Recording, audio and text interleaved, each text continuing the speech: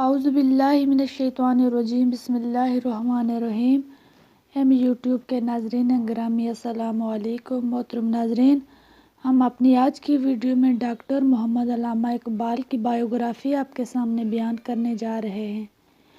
مفکر پاکستان ڈاکٹر محمد علامہ اقبال کا نام تحریک آزادی کے رہنماؤں میں ہمیشہ سنہری حروف سے لکھا جائے گا۔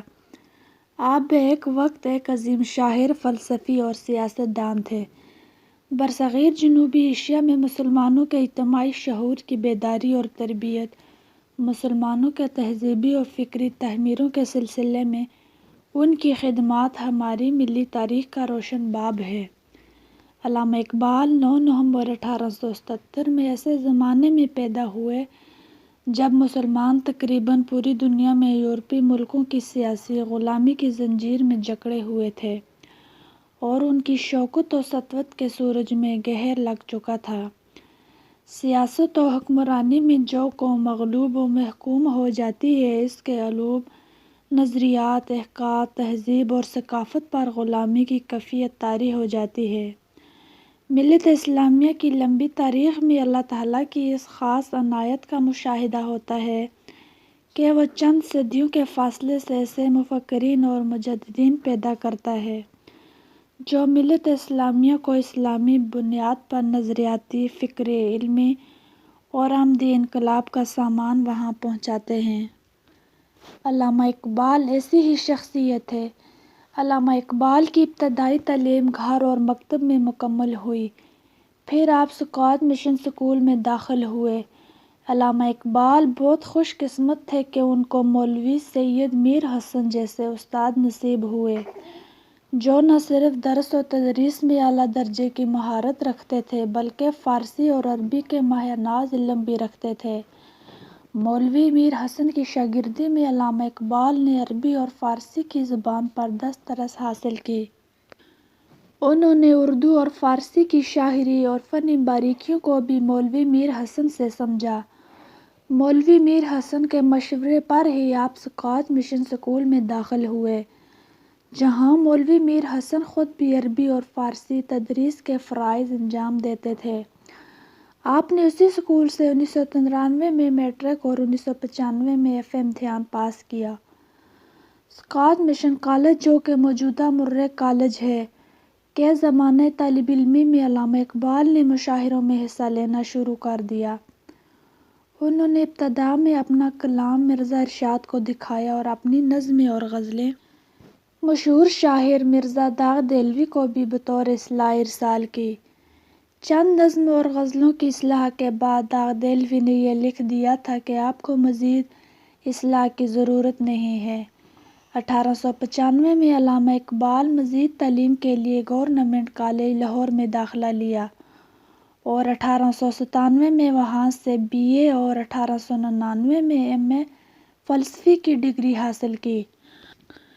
ابتدا میں آپ ایم اے کرنے کے بعد اورینٹل کالج لاہور تدریس کے فرائض سر انجام دیے، لیکن آپ نے بیرسٹری کو مستقل طور پر اپنایا۔ وکالت کے ساتھ ساتھ آپ شعر و شاعری بھی کرتے تھے اور سیاسی تحریکوں میں بھرپور انداز میں حصہ لیتے تھے۔ علامہ محمد اقبال اعلیٰ تعلیم کے لیے انگلستان چلے گئے اور کیمبرج یونیورسٹی میں داخلہ لیا اور پروفیسر براؤن جیسے فاضل استاد سے رہنمائی حاصل کی۔ بعد میں آپ جرمنی چلے گئے، جہاں میونخ یونیورسٹی سے آپ نے فلسفے میں پی ایچ ڈی کی ڈگری حاصل کی۔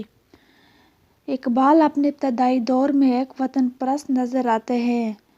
کلیات اقبال میں ترانہ ہندی اور رام چندر جی، گورونانک جی اور گوتم بدھ جی کی نظمیں اس کا مظہر ہے، لیکن عمر کے اگلے مرحلے میں جب آپ یورپ گئے تو وہاں کی تہذیب کو بہت قریب سے دیکھا اور یورپ کی علمی، نظریاتی، اخلاقی اور تہذیبی بنیادوں کے کھوکھلے پن کا مشاہدہ، مطالعہ اور تجزیہ کیا۔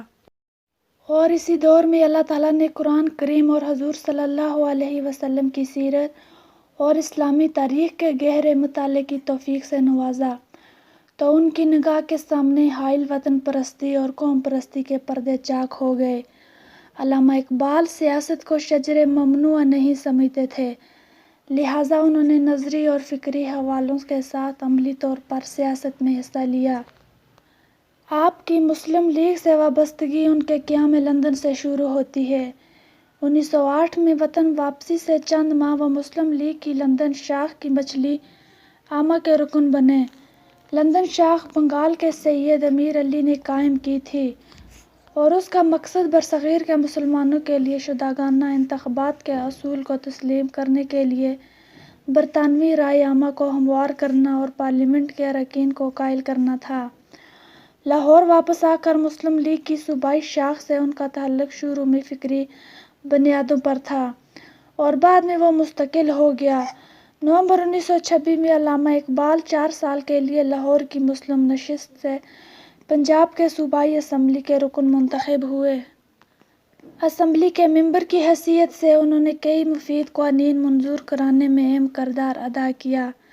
جنوری 1927 میں علامہ اقبال پنجاب مسلم لیگ کے جنرل سیکرٹری منتخب ہوئے، مگر اس دور میں علامہ اقبال اور قائد اعظم محمد علی جناح نظریات میں کچھ اختلافات تھا۔ قائد اعظم مخلوط انتخابات کے حامی تھے جبکہ اس کے برعکس علامہ اقبال جداگانہ انتخابات کے حامی تھے۔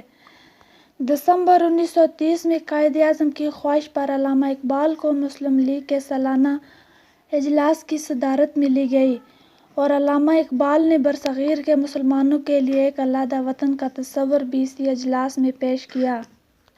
علامہ اقبال نے فرمایا کہ میری خواہش ہے کہ پنجاب صوبہ سرحد سندھ اور بلوچستان کو ایک ہی ریاست میں ملا دیا جائے، خواہ یہ ریاست سلطنت برطانیہ کے زیر اثر ہی کام کرے۔ مجھے تو ایسا نظر آتا ہے کہ شمالی مغربی ہندوستان کے مسلمانوں کو بالآخر ایک منظم مسلم ریاست قائم کرنا پڑے گی۔ ہندوستان کے سیاسی اور دستوری مسائل پر غور کرنے کے لیے 1930 سے 1932 تک لندن میں گولڈ میٹ کانفرنس کے 3 اجلاس منعقد ہوئے جس میں برصغیر پاک و ہند کے سیاسی رہنماؤں نے شرکت کی۔ علامہ اقبال اس کے دوسرے اور تیسرے اجلاس میں شریک ہوئے اور اس میں مسلمانوں کے حقوق کی بھرپور وکالت کی۔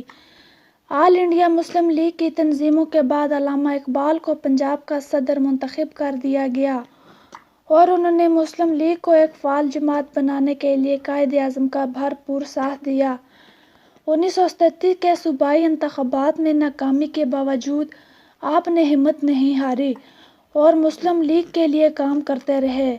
اکتوبر 1937 میں لکھنؤ کے مقام پر سکندر جینا پیکٹ عمل میں آیا تو علامہ اقبال نے اطمینان کی سانس لی اور انہیں لگا کہ پنجاب اب صحیح ہمت کی طرف چل پڑا ہے، لیکن جلد ہی انہوں نے یہ محسوس کر لیا کہ سکندر حیات اس معاہدے کی آڑ میں مسلم لیگ کے وجود کو ختم کر دینا چاہتا ہے۔ انہوں نے اس صورتحال سے بھی قائد اعظم محمد علی جناح کو آگاہ کیا، لیکن اس کے چند ماہ بعد 21 اپریل 1938 کو آپ اس دنیا فانی سے کوچ کر گئے، لیکن آپ کی وفات کے بعد آپ کا خواب اور آپ کی سوچ زندہ رہی اور قائد اعظم محمد علی جناح نے دن رات محنت کر کے علامہ اقبال کے اس خواب کو حقیقی شکل میں تبدیل کر دیا۔ علامہ اقبال کا یہ خواب 14 اگست 1947 کو پاکستان کی صورت میں دنیا کے نقشے پر ابھرا اور پوری دنیا کو حیران کر دیا۔ یہ مذہب کے نام پر بنی ہوئی واحد پہلی ریاست تھی۔ اقبال جیسے مجدد صدیوں میں ایک بار پیدا ہوتے ہیں۔ انہوں نے مسلمانوں کو ایک آزاد ریاست کا خواب دکھایا اور اپنے رب سے التجا کی، دیکھا ہے جو کچھ میں نے اوروں کو بھی دکھا دے اقبال۔ ناظرین، ویڈیو پسند آنے کی صورت میں ویڈیو لائک کریں اور چینل کو سبسکرائب کریں۔